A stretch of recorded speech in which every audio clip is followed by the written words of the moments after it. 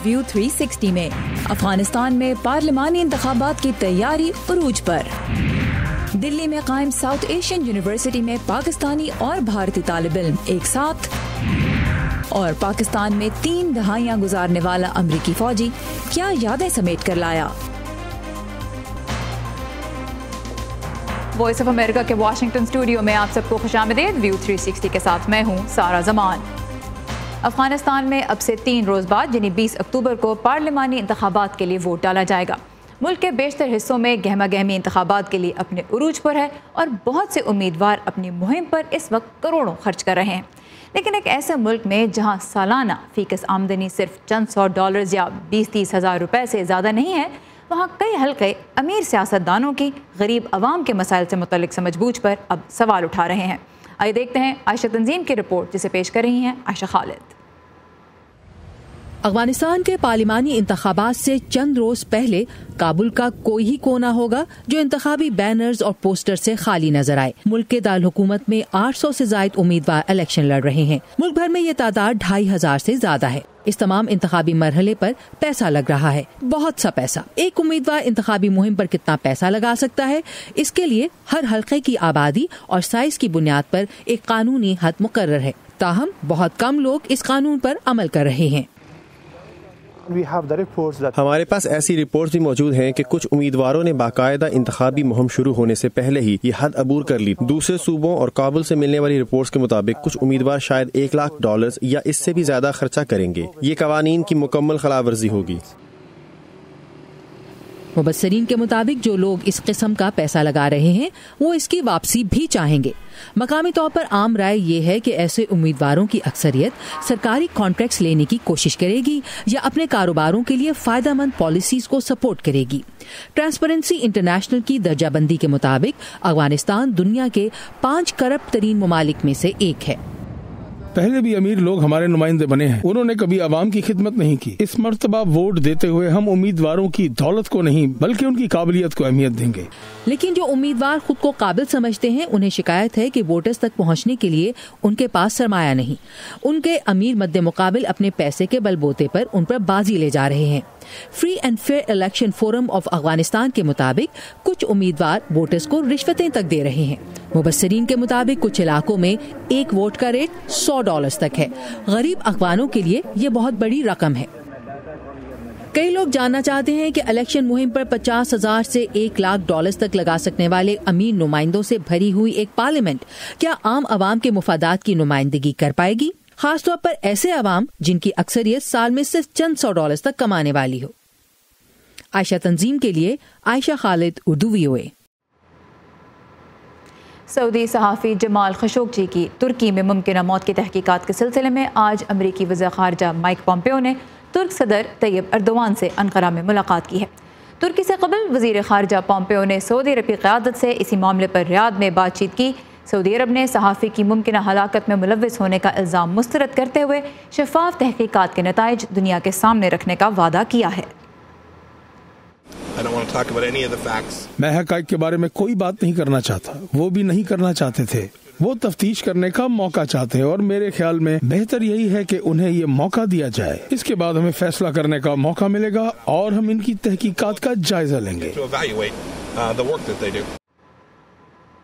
अगरचे अमेरिका के अंदर और बाहर सऊदी अरब के खिलाफ आवाज़ें उठ रही हैं, सदर ट्रंप ने सऊदी अरब पर तनकीद की मुखालफत की है। सऊदी सहाफ़ी जमाल खशोगी 2 हफ्ते से लापता हैं और आखिरी बार इस्तंबुल के सऊदी कौंसल खाने में दाखिल होते देखे गए थे। तुर्क ओहदेदारों का इल्ज़ाम है कि उन्हें कौंसल खाने में तशद्दुद के बाद कत्ल कर दिया गया।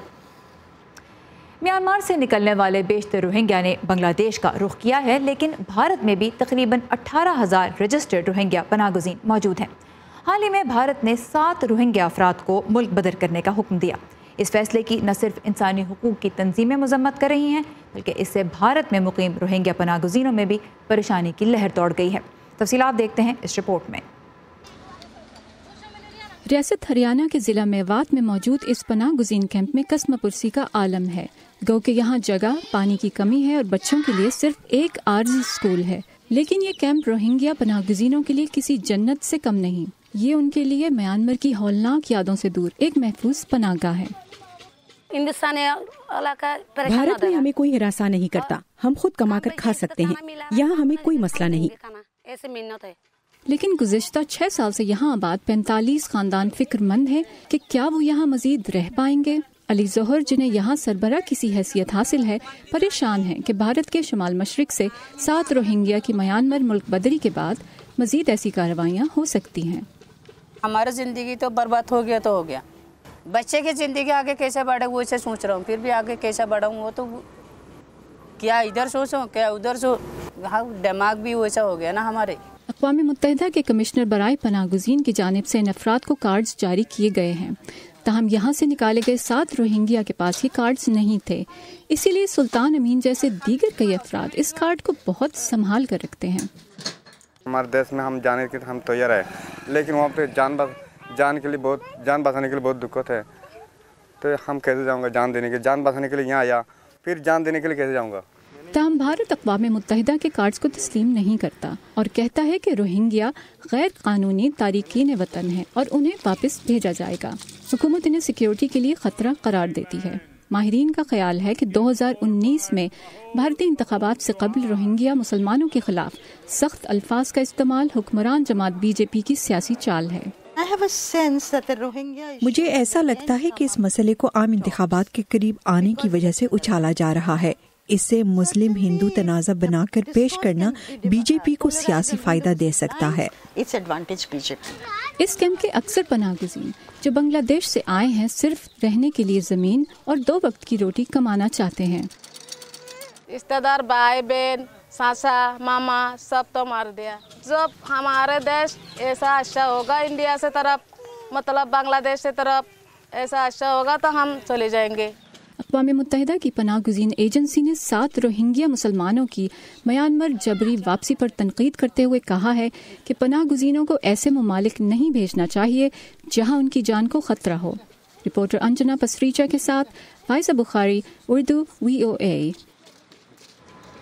पाकिस्तान समेत दुनिया भर से अहम खबरों के लिए आइए हमारी वेबसाइट urduvoa.com पर, जहां आप हमारे रेडियो के प्रोग्राम्स भी बराह रास्त सुन सकते हैं और वॉइस ऑफ अमेरिका के प्रोग्राम्स में शामिल रिपोर्ट्स अलहदा से दोबारा सुन भी सकते हैं और दूसरों के साथ शेयर भी कर सकते हैं। ज़ैनब रेप और मर्डर केस के मुजरिम इमरान अली को आज लाहौर की कोट लखपत जेल में फांसी दे दी गई। ज़ैनब के वालिद अमीन अंसारी ने अदालत में दरख्वास्त दायर की थी कि ज़ैनब के कातिल को सरेआम फांसी दी जाए ताकि लोग उससे इबरत हासिल कर सकें। लाहौर हाई कोर्ट ने उनकी ये दरख्वास्त मुस्तरद कर दी थी। सोशल मीडिया पर आज बहस हो रही है कि सरेआम फांसी देने का मुतालबा दुरुस्त है या नहीं। सेनेट में चाइल्ड अब्यूज़ कमेटी के मेंबर शहरी रहमान ने ट्विटर पर लिखा कि अगरचे हम ज़ैनब के वालिद के दुख को समझ सकते हैं, सरेआम फांसी से मुआशरा मज़ीद तशद्दुद पसंद हो जाएगा। ये आइन के भी खिलाफ है और अदालत के फैसलों के भी। जस्टिस प्रोजेक्ट पाकिस्तान से मुंसलिक रिमल मोहिउद्दीन ने कहा कि बर्बरियत के हामिल जुर्म का जवाब सरेआम फांसी जैसी बर्बरियत नहीं हो सकती। सज़ा के साथ इस्लाहात भी होनी चाहिए और सरेआम फांसी कोई इस्लाह नहीं। लेकिन बहुत से लोगों का कहना है कि सरेआम फांसी से ऐसे जराइम में कमी आ सकती है। तोहाब खान ने ट्विटर पर लिखा कि हर शख्स को आज़ादी है कि वो अपनी समझबूझ के मुताबिक फ़ैसला करे कि वो सरेआम फांसी मिलती देखना चाहता है या नहीं। और कुछ लोग फांसी के बतौर सज़ा इस्तेमाल पर भी सवाल उठा रहे हैं। उनका कहना है कि ऐसे मुजरिमों की ज़हनी और समाजी हालत पर तहकीक होनी चाहिए ताकि वो हालात पैदा होने से रोके जा सकें जो रेप और कत्ल जैसे घिनौने फेल की वजह बनते हैं। तो बहुत से जहनों में आज के दिन बहुत से सवालात हैं, आइए मिलकर उन पर बात करते हैं। आप हमारे साथ एंगेज कर सकते हैं facebook.com/VOA उर्दू के पेज पर, या फिर हमारे साथ गुफ्तगू में शरीक हो सकते हैं ट्विटर के ज़रिए। हमारा ट्विटर हैंडल है @urduvoa। अम्मी, हुक्मरान अमेरिका के हों या हिंदुस्तान के, अफ़गानिस्तान के या फिर पाकिस्तान के, उन्हें कुछ ना कुछ तो कहना है ना अपने मुल्क के लिए।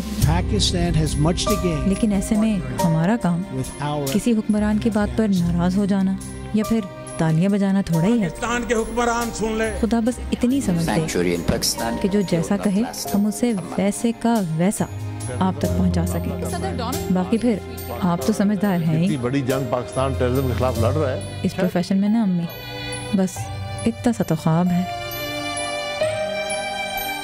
खबर जैसी पहुंची वैसी, व्यू 360 सिर्फ आज न्यूज़ पर।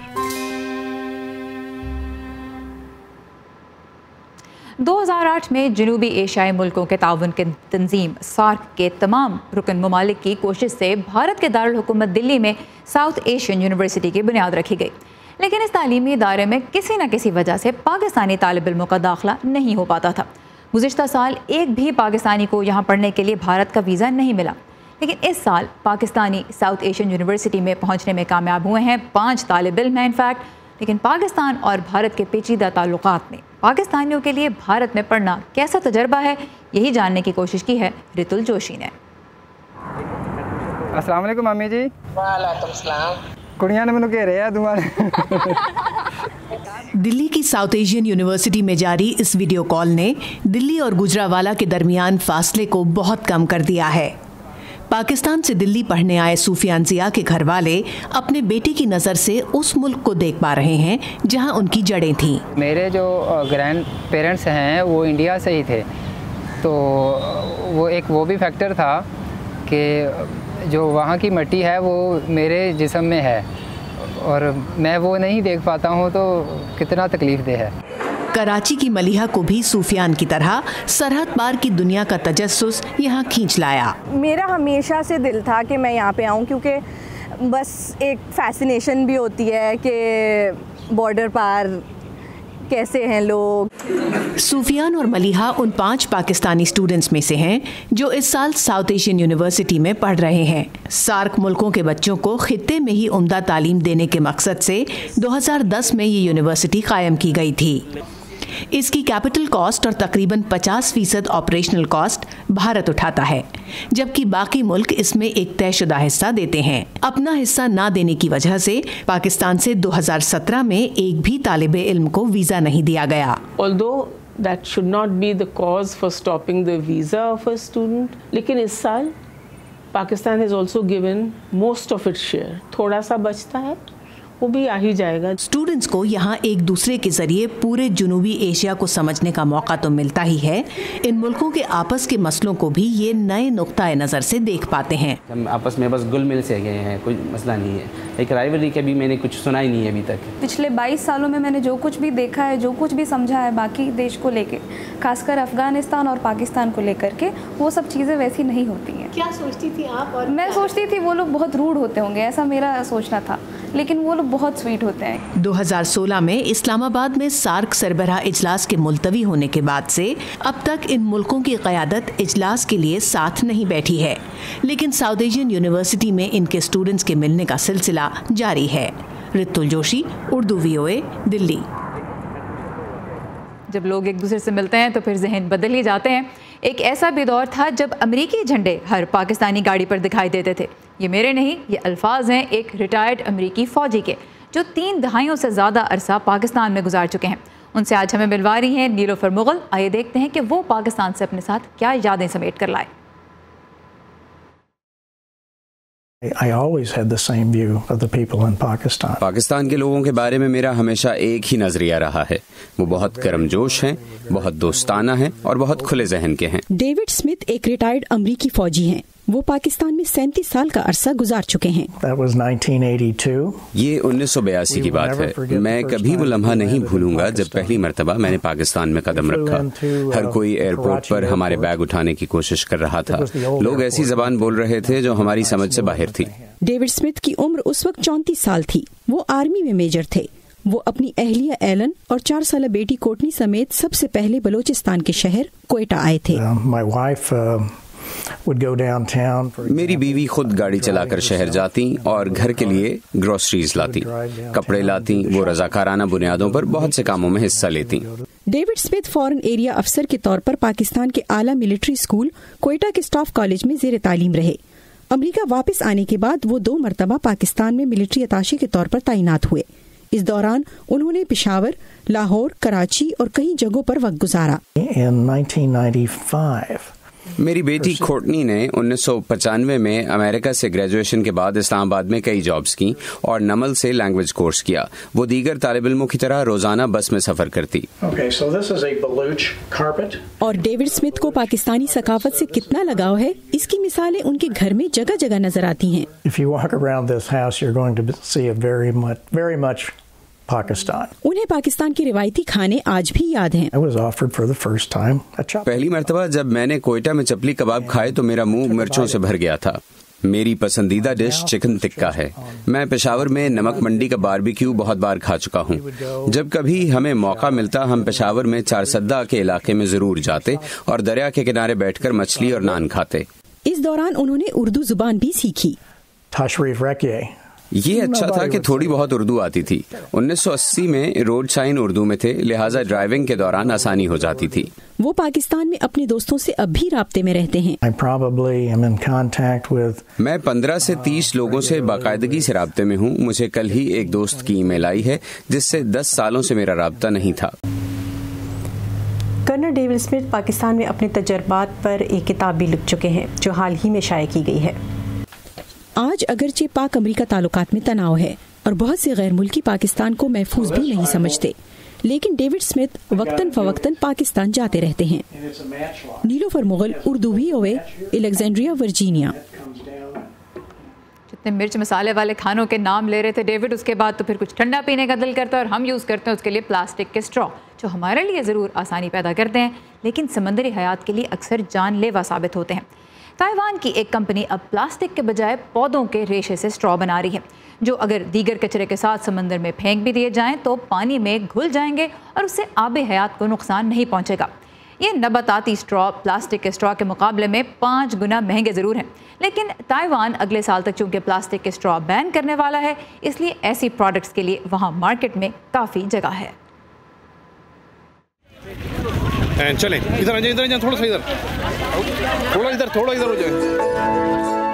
हम सब अपने आप में कहाँ परफेक्ट हैं? ये जो हमारे आसपास के लोग हैं ना, ये अजीफा का जब उसके बाजू में प्रोस्थेटिक्स लगा, यही एक दूसरे को बेहतर बनाते हैं और फिर मिलकर एक बेहतर मुल्क बनाते हैं हम।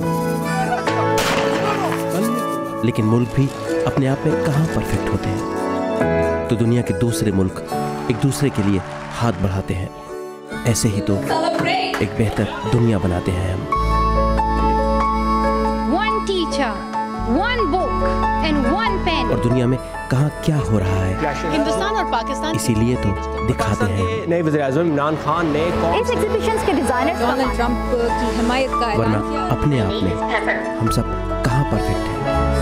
ये मैं हूँ आपका मेजबान खालिद हमीद। व्यू 360 सिर्फ आज न्यूज़ पर।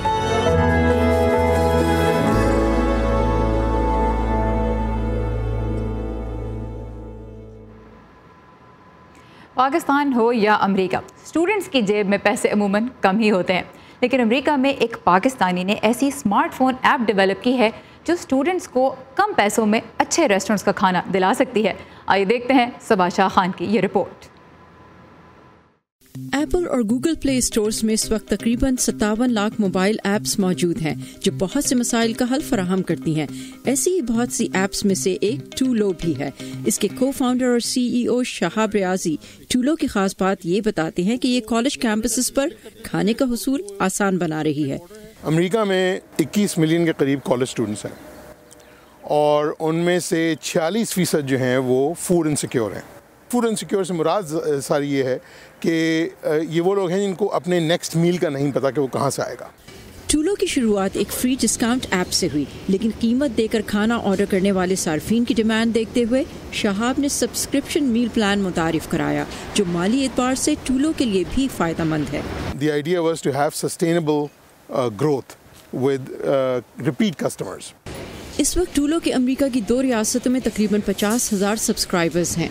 टूलो का यूनिवर्सिटी कैंपस पर रिस्पांस जानने के लिए मैंने बर्कले यूनिवर्सिटी का रुख किया। इसके को फाउंडर डेविड एकमन कहते हैं कि सिर्फ बर्कले यूनिवर्सिटी में ही 6,000 स्टूडेंट्स टूलो इस्तेमाल कर रहे हैं। So we have 2 plans. हमारे 2 मील प्लान्स हैं। बेसिक जिसमें $150 में आपको 30 रेस्टोरेंट्स मिलते हैं, जबकि प्रीमियम प्लान में $275 में 60 मील्स मिलते हैं और रेस्टोरेंट्स कुछ डिशेस सिर्फ ऐप के लिए बनाते हैं। डेविड टूलो को स्कूल के मील प्लान का सस्ता और बेहतर मुतबादिल बताते हैं। लॉरेन बेयर स्टूडेंट है और टूलो के 15% डिस्काउंट से मुस्तफीद हो रही हैं और अपने दोस्तों को भी टूलो इस्तेमाल करने के लिए कहती हैं। Well, normally if you went to like the cafe here عام طور پر سیلڈ $8 کی ملتی ہے، لیکن $2 کے ذریعے یہ $6 میں ملتی ہے. یہ آپ کو اچھی ڈیلز دیتے ہیں. برکلی کیمپس پر ٹولو کے ساتھ 20,000 ریسٹورانٹس کام کر رہے ہیں. ایپ اسٹوڈنٹس کے لیے تو فائدہ مند ہے، لیکن مقامی ریسٹورانٹس کے لیے بھی. مثلا پچھلے کوارٹر میں بونگو برگرز کی 30% سیلز ٹولو کے ذریعے ہوئی، جبکہ کیفے V&A کی سنجنا مجیحا بھی اس سے خوش ہیں. جب سے ہم نے ایپ استعمال کرنی شروع کی ہے، میں نے دیکھا ہے کہ ہمارے کیفے میں زیادہ لوگ آ رہے ہیں، کیونکہ اس کے ذریعے آرڈر کرنا ان کے لیے فوری اور آسان ہے. وہ اسٹوڈنٹس جو ابھی ٹولو استعمال نہیں کر رہے، انہیں بھی ٹولو میں دلچسپی ہے. یہ ایکچولی کافی ٹیمپٹنگ آفر ہے، کیونکہ میں اسٹوڈنٹ ہوں اور میں دوسرے نیشن سے ہوں، تو مجھے برکلی کے کھانا جو بھی ہے کافی ایکسپینسو لگتا ہے. ڈیوڈ کہتے ہیں مستقبل میں اسٹوڈنٹس ٹولو کو بہت سی دوسری زبانوں میں بھی استعمال کر سکیں گے، اور شہاب ٹولو کا مستقبل صرف اسٹوڈنٹس اور کھانے تک محدود نہیں دیکھتے. Saba Shah Khan, Urdu VOA، Silicon Valley, California. حال ہی میں واشنگٹن DC کے ایک تاریخی علاقے میں موسیقی سننے کے لیے صرف ایک دن میں تقریباً 10,000 لوگ جمع ہوئے. موسیقی کا یہ میلہ 2012 سے ہر سال منعقد کیا جا رہا ہے، اور اس کا مقصد یہ ہے کہ ان لوگوں تک لائیو میوزک لے کر آیا جائے جو نوجوان نسل کے لیے نائٹ کلبز کا کوئی بہتر متبادل چاہتے ہیں. تو اس میلے میں ہمیں لے کے جا رہے ہیں عمران جدون.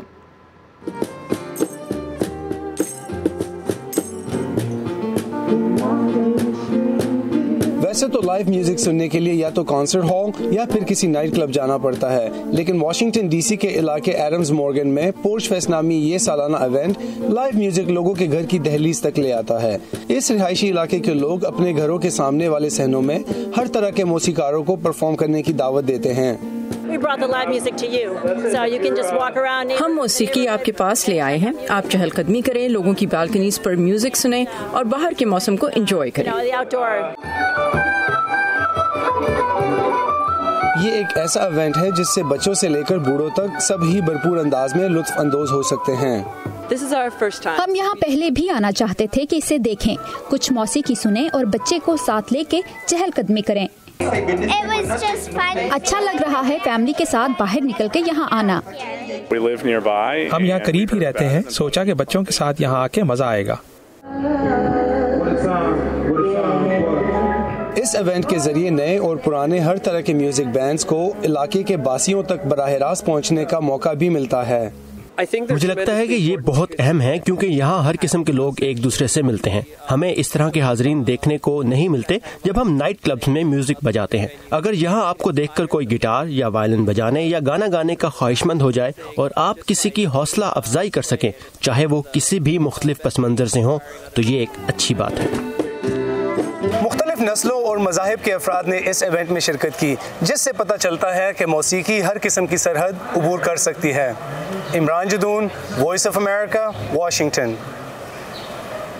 اور اسی کے ساتھ ختم ہوتا ہے آج کا ویو 360. فیڈ بیک کے لیے آئیے facebook.com/VOA اردو کے پیج پر، اور تازہ ترین خبروں کے لیے لاگ آن کیجیے ہماری ویب سائٹ urduvoa.com پر. سارا زمان کو بھی اجازت دیجیے. خدا حافظ.